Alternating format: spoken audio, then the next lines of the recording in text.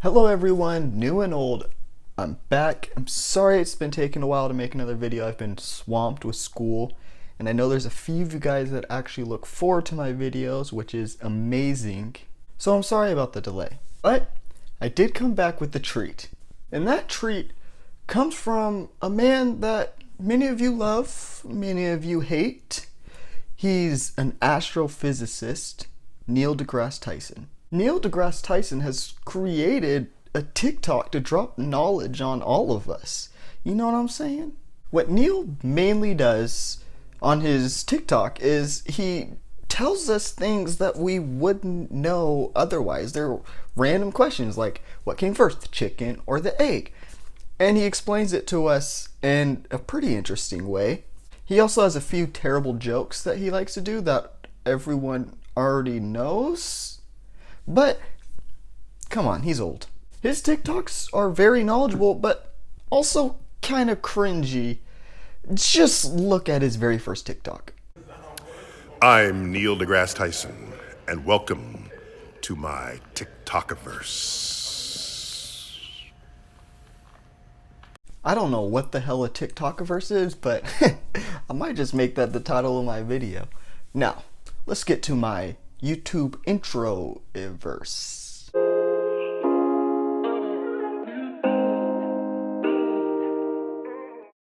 Here's what'll happen if you dig a hole through the earth and jump in. Now, this is a question I've had for a long time. What would happen if you dug through the earth? I remember as a kid, I decided I was going to try to dig through the earth and try to get to the other side. It wasn't until maybe a few feet of digging that I realized I'm going to get deep enough where I can't get back out of this hole. Luckily, I never made it that deep, but I can imagine how funny it would have been if I dug so deep that I wasn't able to get out the hole, so I had to call the fire department to come get a ladder, cause a whole scene because a kid tried to dig to the other side of the world. Okay? So there's the hole. You dug it. You jump in. You get to the center of the earth, and then you vaporize because it's thousands of degrees. Well, that was very anticlimactic. I was expecting something cool, something like that, but I mean, I knew that. I already knew that it's way too hot to jump through. But my question is, what would happen if that wasn't the case? You'll jump in, you'll accelerate all the way to the center of the earth. And as you pass through and emerge towards the other side, Earth will then tug on you to slow you down again. Alright, now he's answering the real questions. Could you imagine that you're falling, and the farther that you fall, the slower that you go? And it'll slow you down at exactly the rate you had sped up en route to the middle.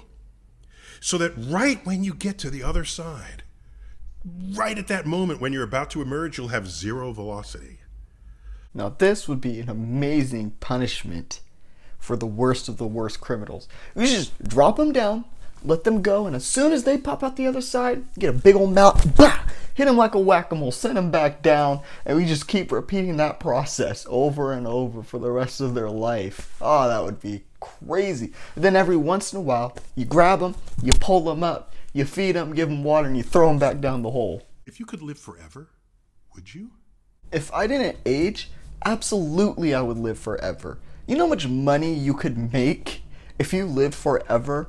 If you had 200 years of experience at a company? I would still want to be able to die, like if someone murdered me or something like that. Like I would want to have that ability to die. But if I could stay 23 forever and not age, that sounds like a pretty damn good gig to me. Plus, do you know how famous you'll become? You would be the guy that doesn't age, you would become the biggest star in the world. Neil, you better come with some heat because I don't think there's any way you're going to change my mind. For me, I don't think so. Knowing that I'm going to die compels me to get stuff done. Neil, what the hell are you talking about? Just because you live forever doesn't mean the world around you lives forever. There's still deadlines. You still got to pay monthly rent. You still probably need to eat. You most likely need to drink still. You have reasons to do things today. There are deadlines.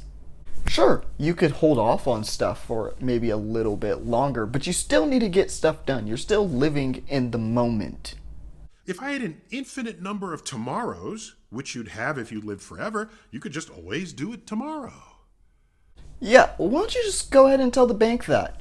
Tell them because you're not working and paying rent and they foreclose your house, but it doesn't matter. I got infinite tomorrows. I can pay in 30 years. You could give plastic flowers to a loved one. They'd live forever. Why not? But you don't. You get real flowers. You know why? Because you both know they're going to die. I'm going to say this one more time. Neil, what the hell are you talking about? I get real flowers because I'm not a cheap bastard. And they smell nice. There's no smell on plastic flowers. The flowers are meant for sniffing, right? People enjoy real stuff. There was never a moment I'm like, you know what? I want to buy these flowers so I can watch them die. Would you like that? Would you like your flowers to die? Because that's why I got them. Because you would enjoy dead flowers. And you have to appreciate them in the moments that they are alive. It brings focus and attention to that gift. So what I think of as the gift of life, knowing I'm going to die, brings focus and attention to being alive. Remember, everyone, the only reason I'm doing YouTube is because I'm going to die. Not because I enjoy it, not because it's fun making videos, but it's because I'm going to die. Do you know how small molecules are? I'm going to tell you. I got some low grades in Chem 101. So, I know they're very small. Take a deep breath. Fill your two lungs with air and ask, how many air molecules was that? How many do you think there are?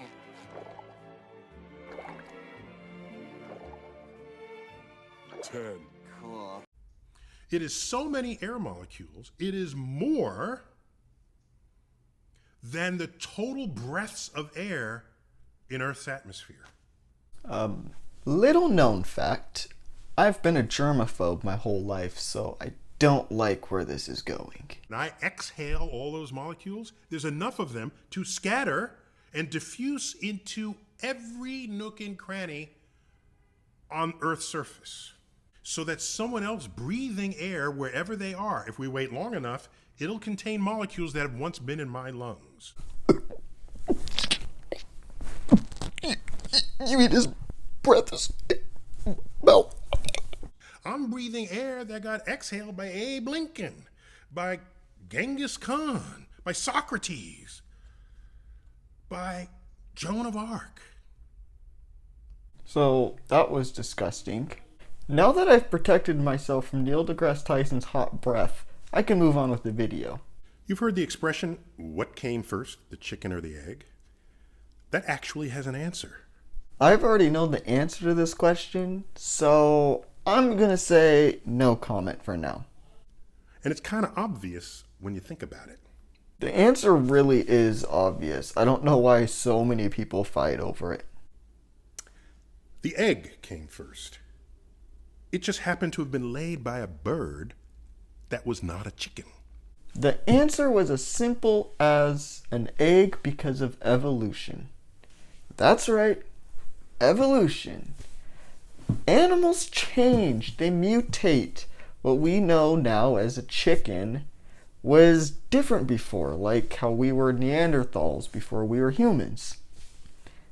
It's evolution. It's simple, guys. Go ahead and chime in anytime you hear someone talking about it, because you know the answer and you'll get the conversation over pretty quick. You know, if aliens landed on Earth and they said, take me to your leader, I wonder how many of us would find some leader to take them to. Well, saying I have no idea how to get in contact with the president, I'd probably just take him to my mom and we'd watch 90 Day Fiance with them or something. I wouldn't. I wouldn't take him to any leader at all. You know what I'd do? I'd bring him to Comic-Con. That's what I'd do. Then they just blend in. And then they could see that we pretend that we are they sometimes. That's actually a pretty good idea, and I think it would be a fun experience for the alien. But humans, I mean, we're gonna figure out the difference between a costume and an anatomically incorrect being. I do like the idea of keep the alien away from the government. What are they gonna do to him? Abuse him? Test him? I don't know. I think it'd be cool to just be chilling with me. And I'd wonder if in their Comic-Con, do they dress up as humans? Just a question. I took the mask off because it's much easier to edit this way. And Neil deGrasse Tyson, he's on one. I have never seen him laugh that much in any of his TikToks. He really enjoys Comic-Con, I'll tell you what. I think it'd be pretty cool actually if there's Comic-Cons on other planets. And if they got to us, they would probably know what we look like. And if they dressed up as us, that's about as cool as it gets. Thank you to everyone who's watched all the way through the video. That was great of you. All right, give yourself a round of applause because, wow. If you enjoyed the video, why don't you go ahead and like it. Subscribe if you want to see more of me. And is there any cool facts that you know that you think I should know? Go ahead, put them down in the comments, and I'll see you next time.